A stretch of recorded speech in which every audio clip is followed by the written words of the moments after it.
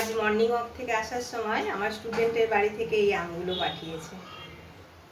আর আমাকে বলেছে, ম্যাম আপনি তো ভিডিও বানান, একটা হিন্দিতে ভিডিও বানাবেন। এটা তো অনেক মুশকিল আছে আমার কাছে, কারণ আমি হিন্দি বলি কিন্তু অতটা কনফিডেন্সের সাথে বলতে পারি না।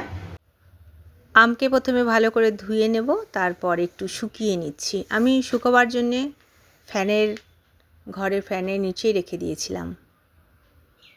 এবার আমি গ্রেটার দিয়ে ভালো করে গ্রেট করে নিয়েছি। গ্রেটারের মোটা অংশটা আমি ইউজ করেছিলাম। এবার আমি এটাতে নুন হলুদ মিলিয়ে নেব।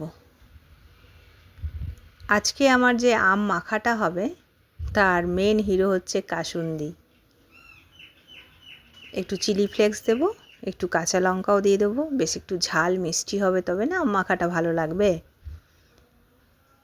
এবার আমি দিচ্ছি এটাতে কাঁচা লঙ্কাও একটা দিচ্ছি। ঝাল আর একটু খেতে চাইলে আরও দুটো দেওয়া যাবে। আর দেব কাসুন্দি। কাসুন্দি দিয়ে আম মাখা যা টেস্ট লাগে, একবার বানিয়ে দেখবেন, সত্যি ভালো লাগে। এই যে কাসুন্দি, যাদের হাতের কাছে কাসুন্দিটা থাকবে না তারা ড্রাই সর্ষে বেটে তার মধ্যে একটা বড় লেবু দিয়ে একটুখানি এই মাখাটার সাথে মেখে নেবেন, সেটাও ভীষণ ভালো লাগবে।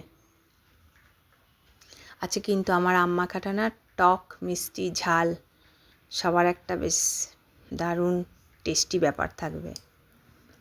আমি চিনি দিচ্ছি, একটু সর্ষের তেলও দেব, ভালো করে এটা মেখে নেব।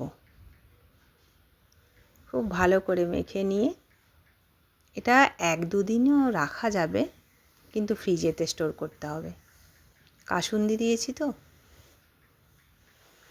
যারা শুকনো ড্রাই সর্ষে গুঁড়োটা দিয়ে করবে তারা একটু রোদে রেখে দিলে এটা কিন্তু বেশি দিন রাখতে পারবে। এবার আমি একটা পরিষ্কার কাচের বয়মে তুলে রাখছি। ফ্রিজেতে রাখবো, কমসে কম 3-4 দিন তো যাবেই। কিন্তু এত ভালো খেতে হয় এটা, আমার তো মনে হচ্ছে 2 দিনেই এটা শেষ হয়ে যাবে। কিন্তু কোনো ভরা পরোটা কিংবা ডাল ভাতের সাথেও এটা ভালো লাগবে। আর বিকেলবেলাতে সবার সাথে গল্প করতে করতে আম মাখা, ওহ দারুণ লাগবে। উপর থেকে একটুখানি সর্ষের তেল দিয়ে দিলাম। আমার আম মাখাটা কিন্তু রেডি হয়ে গেছে। এটা ফ্রিজেতে রাখবেন, 2-3 দিন তো অনায়াসে থেকে যাবে। এবার আমি দেখাচ্ছি এরকমভাবে কে কে খেয়েছে ছোটোবেলাতে মায়ের হাতের আম মাখা গন্ধরাজ লেবুর পাতাতে।